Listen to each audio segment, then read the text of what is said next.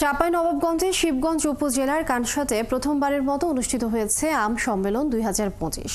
Mango development ফোরামের আয়োজনে অনুষ্ঠিত এই সম্মেলনে দেশের 44 জেলার প্রায় 350 জন আম উদ্যোক্তা অংশ নেন। নিরাপদ আম উৎপাদন, বাজারজাতকরণ, বিদেশে রপ্তানি এবং আম প্রক্রিয়াজাতকরণের মাধ্যমে কিভাবে আম শিল্পকে এগিয়ে নিয়ে যাওয়া যায় তা নিয়েই মূলত এই সম্মেলন। AKS রোকনের প্রতিবেদনে বিস্তারিত। দেশের বিভিন্ন জেলা থেকে তারা এসেছেন আমের রাজধানী চাঁপাইনবাবগঞ্জে। শিবগঞ্জ উপজেলার সীমান্ত ঘেঁষা কানসাটের ক্লাব স্টেডিয়ামে মঙ্গলবার বসেছিল আম সম্মেলন। দিন দিন আম চাষে যখন আগ্রহ হারাচ্ছে আম চাষি, তখন এমন আয়োজনে আশার আলো দেখছেন উদ্যোক্তারা। চাঁপাইনবাবগঞ্জের জেলা প্রশাসক সম্মেলনের উদ্বোধন করেন। তিনি আম নিয়ে বিভিন্ন সমস্যা চাষিদের কাছে শোনেন এবং তার নিরসনের উদ্যোগের কথা জানান। সম্মেলনে বক্তারা চ্যালেঞ্জ মোকাবেলায় রপ্তানিমুখী জোন চিহ্নিতকরণ, প্রশিক্ষিত রপ্তানিকারক তৈরি, আধুনিক প্যাকিং হাউস স্থাপন এবং সরকারি বেসরকারি অংশীদারিত্বে অবকাঠামো উন্নয়নে জোর দেন। মাসে একবার আম সম্মেলনের ব্যবস্থা করা হয়, সেখানে আমরা ব্যবসায়ীরা একটা কোলাবোরেশনে যেতে পারি এবং বাজারের সিন্ডিকেটগুলো খুব সহজে ভেঙে যায়। আমরা বিশ্বস্তর সহিত কাজ করতেছি যাতে করে ভেজাল মুক্ত এবং কেমিক্যাল মুক্ত আমটা আমরা গ্রাহককে দিতে পারি, সেই নিশ্চিত করার জন্য আজকের সম্মেলনে এসেছি। কিভাবে আমরা এই আমকে শুধু এই আমের মৌসুমে আমরা আমকেন্দ্রিক ব্যবসা বাণিজ্যগুলি না করে অন্তত বছরের উল্লেখযোগ্য সময় যেন আমরা আম নিয়ে কাজ করতে পারি, সেই সকল বিষয়ে এখানে নলেজ শেয়ারিং হবে।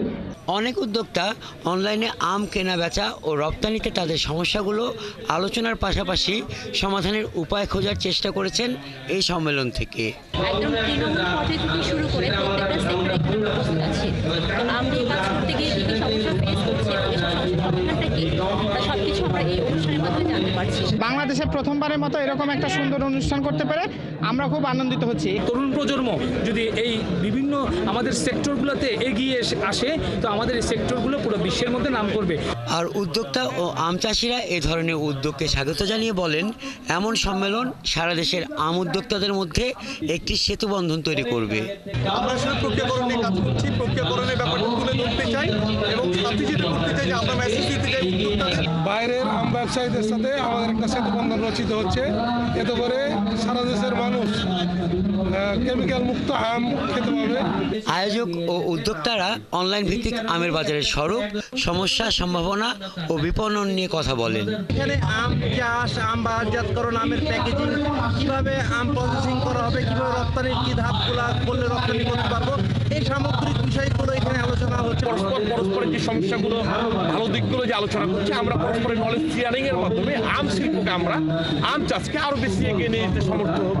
তবে রপ্তানির সম্ভাবনা বাড়লেও কীটনাশকের অবশিষ্টাংশ, আধুনিক প্যাকেজিং, হ্যান্ডলিং সমস্যা এবং শীতাতপ নিয়ন্ত্রিত গুদাম ও পরিবহনের ঘাটতি বড় চ্যালেঞ্জ বলে জানান কৃষি গবেষণা ইনস্টিটিউটের একজন বৈজ্ঞানিক কর্মকর্তা। বাগানি এবং কৃষক ভাইদের জানিয়ে দিয়েছি যে কৃষি গবেষণায় আপনারা আসবেন এবং আমাদের প্রযুক্তিগুলি সম্পর্কে অবগত হবেন এবং মাঠ লেভেলে প্রয়োগ করবেন এবং নিরাপদ আম উৎপাদন করবেন। 2024 সালে বাংলাদেশ থেকে প্রায় 1300 মেট্রিক টন আম ইউরোপ, যুক্তরাজ্য, কানাডা এবং মধ্যপ্রাচ্য সহ বিভিন্ন দেশে রপ্তানি হয়েছে।